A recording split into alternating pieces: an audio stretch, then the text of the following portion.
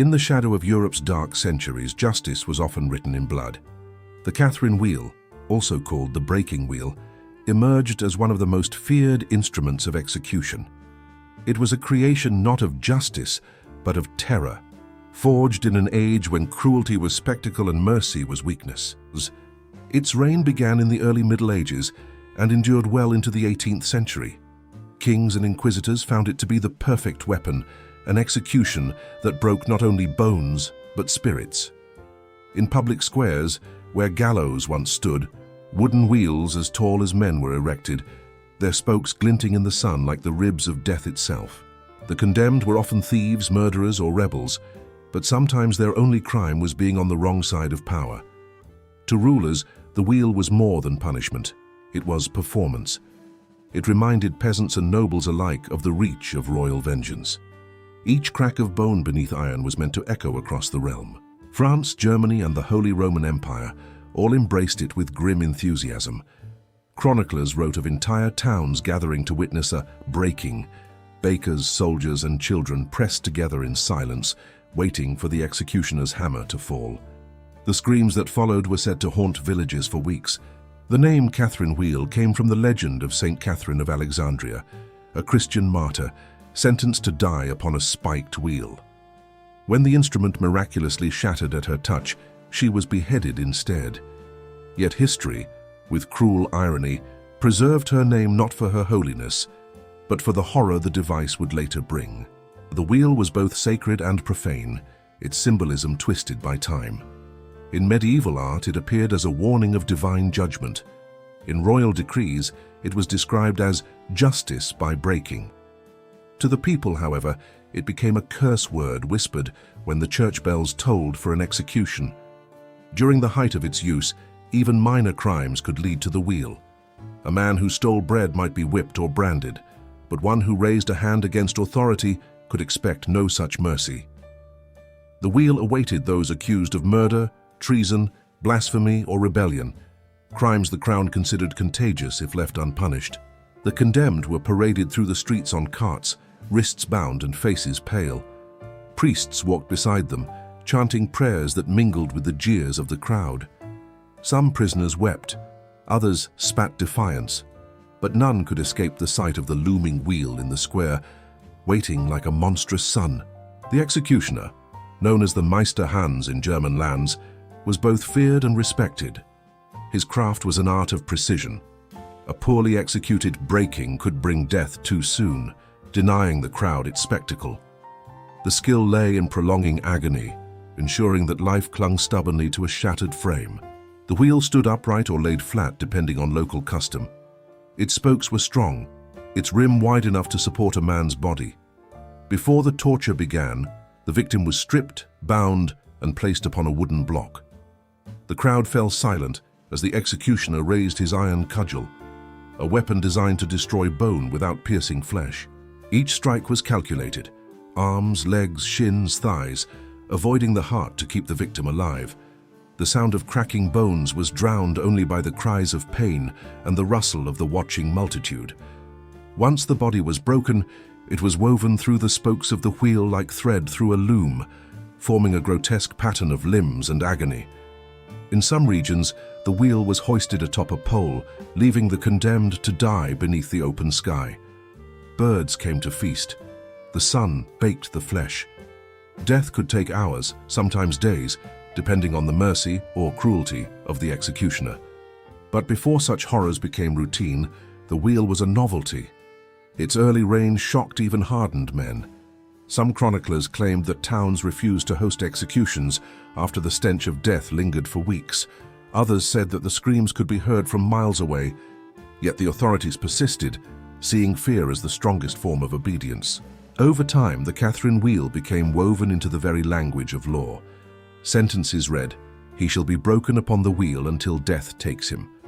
To the rulers of medieval Europe, it was divine order, the body broken for the sins of the soul. The church rarely intervened, for even mercy was dangerous when the throne demanded blood. By the 17th century, its use reached its peak. Whole regions of France and Germany saw hundreds executed this way. Chronicles from Nuremberg, Paris, and Vienna described nights when the wheels stood silhouetted against bonfires, turning death into a grim carnival. To the common folk, the wheel symbolized dread itself. Parents whispered it to frighten children into obedience. Soldiers invoked it as a curse before battle. Criminals prayed to any god who would spare them from it. But still the wheel turned year after year, crushing those beneath it. The reign of the Catherine wheel was not one of glory, but of control. It was the iron rule of kings made visible, a warning written in broken flesh. And as Europe's empires grew, so too did the shadow of the wheel, stretching across centuries until cruelty itself became tradition. Those who witnessed its work could never forget it. The image of twisted limbs bound to a wooden frame became a symbol of both power and despair. The wheel was not just a punishment, it was a message carved into the bones of history, that mercy is fragile and tyranny eternal. As dusk fell on countless execution days, the crowd would disperse, leaving the broken bodies to hang in silence. The wheel creaked in the wind, turning slightly as if restless. Ravens perched upon it, their cries echoing through the square. And in that stillness the people knew, so long as the wheel turned, the age of fear endured. For centuries it did. The Catherine wheel ruled over Europe's dark justice, a silent monarch of pain. But history, like the wheel itself, would one day turn again. And with that turn would come rebellion, reform, and the slow crumble of cruelty's throne. At dawn, the square filled before the church bells finished their first toll. Vendors sold bread and wine to the onlookers, children perched on shoulders, eager to see. For them, the wheel was not horror, it was tradition. The condemned man, pale from sleepless nights, was led forward in chains. His name was forgotten by history, as were most who faced the Catherine wheel. He was bound hand and foot, stripped to the waist so the executioner could find the bones beneath the skin. The crowd quieted as the judge read the sentence aloud. By order of the crown, for murder most foul, he shall be broken upon the wheel until death. The man's knees buckled, but the guards forced him to his knees before the great wooden circle. The wheel itself gleamed under the morning sun. Its spokes were wrapped with rope and iron studs. It stood upon a low scaffold beside a heavy block where bones would soon meet the hammer. The executioner, wearing leather and iron, bowed slightly to the magistrate and then to the priest. Ritual demanded that the soul be offered a final chance at repentance before the body was destroyed. The priest leaned close, whispering prayers of forgiveness. The condemned mumbled something, perhaps a plea, perhaps a curse. Then came the signal. A drumbeat echoed once, and the executioner lifted his iron cudgel high. The first blow came down on the man's right leg. A sickening crack followed. The victim screamed, twisting violently, but the ropes held him tight. Each strike was measured, following a grim choreography. The legs, the arms, the thighs, and finally the hips. The goal was not to kill, but to shatter. Bone by bone, the man's body collapsed inward like broken timber. Between strikes, the crowd murmured, half horrified, half enthralled. This was the spectacle they had come to witness, the slow unmaking of a man. When all his limbs were broken, the executioner paused. The victim still breathed, his chest rising in ragged rhythm. The crowd waited in tense silence. Then came the second part, the binding.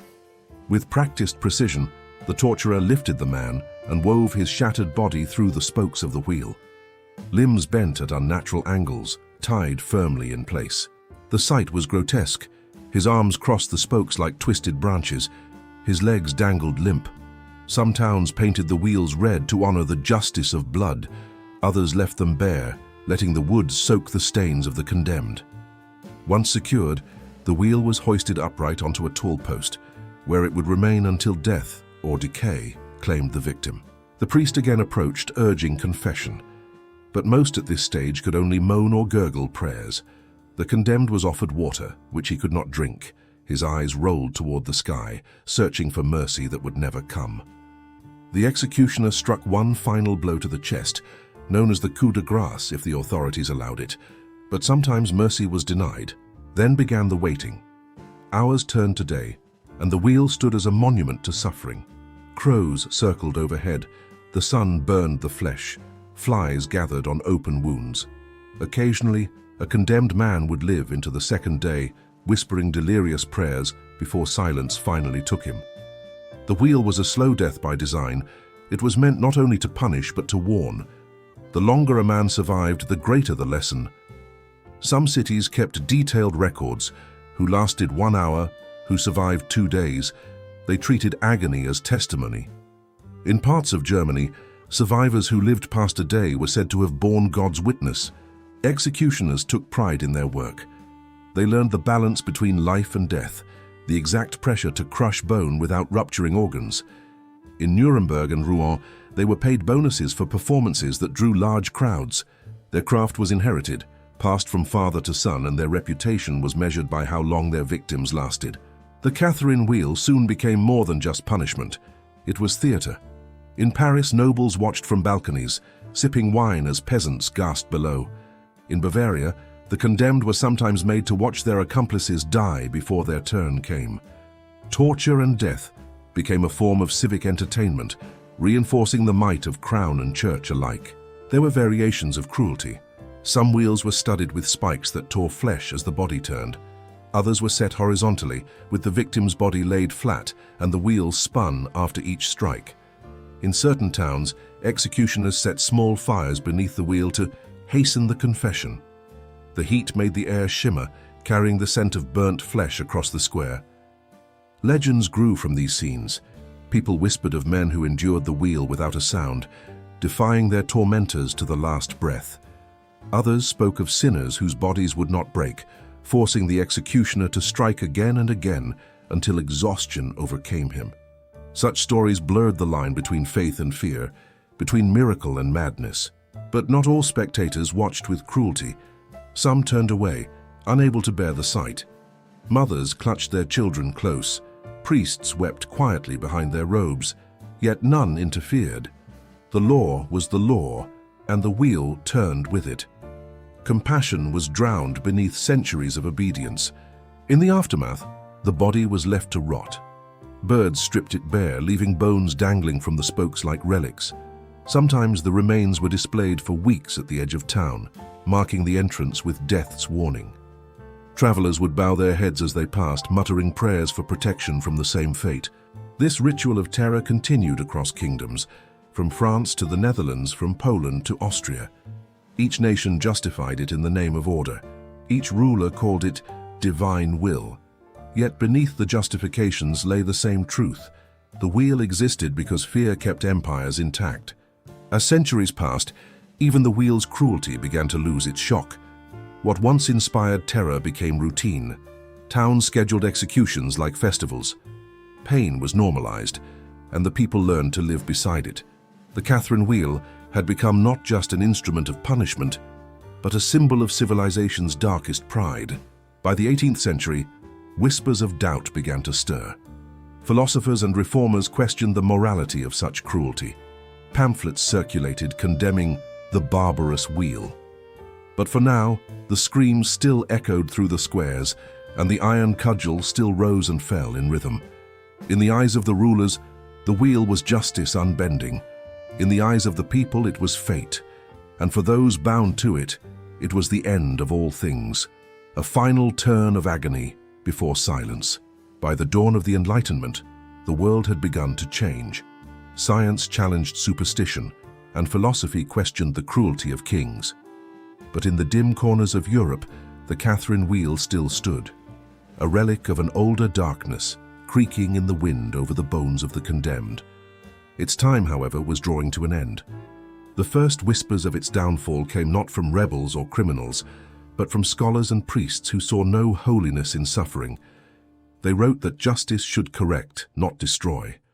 The wheel, they argued, served only to feed the crowd's thirst for blood. Voices like Montesquieu and Voltaire condemned such punishments as stains upon civilization. Their words spread like sparks through the age. In France, where the wheel had claimed thousands, public sentiment began to shift. The spectacle that once entertained now sickened the people. Markets emptied on execution days. Women fainted at the sight of twisted bodies left to rot. Philosophers called it barbarism. Reformers called it obsolete. Yet old judges, steeped in tradition, clung to it, saying, "The wheel keeps the wicked in fear." The turning point came in the mid-18th century. Across Europe, new rulers sought to appear enlightened. Prussia, Austria, and parts of Italy began to reduce the use of torture in law. The wheel, once a symbol of royal authority, became a mark of shame. In 1757, when the French regicide Robert-François Damiens was sentenced to be broken on the wheel, his execution was so gruesome that even the loyalists who watched turned away in disgust. Witnesses described his bones shattered, his body torn apart, and his remains burned in public. The horror of that day became a catalyst for reform. Philosophers demanded an end to such spectacles, arguing that the cruelty of the punishment outweighed the crime. Even the church, long silent, began to question whether divine justice could truly be served through human torment. The Catherine wheel began to vanish from the cities. One by one, the wooden frames were dismantled, their iron studs rusting in forgotten storehouses. In some places, the wheels were burned as symbols of barbarity. In others, they were left to decay quietly in fields beyond the walls. A few were preserved in museums, grim reminders of an age when pain was a form of governance. By the late 1700s, the guillotine had taken its place in France, a machine still deadly, but swift and humane by comparison. The irony was bitter. Humanity had not abandoned execution, only refined it. But the wheel's slow torture, its drawn-out agony, belonged to another era. Its reign of terror had finally turned full circle. In small towns, people still spoke of it in whispers. Old men remembered the creak of the wheel in the wind. Women told their children never to defy the law, lest they meet the spokes. Yet, as new generations rose, those memories faded. The Catherine wheel became legend, its cruelty distant, its victims forgotten. By the early 19th century, only a few scattered records remained of its final uses. In Germany, the last known breaking took place in 1841. After that, silence. The wheel's shadow lifted from Europe, leaving behind nothing but stories and scars. But though the device itself died, the idea it represented lived on. The belief that fear keeps order, that punishment must be seen to be believed.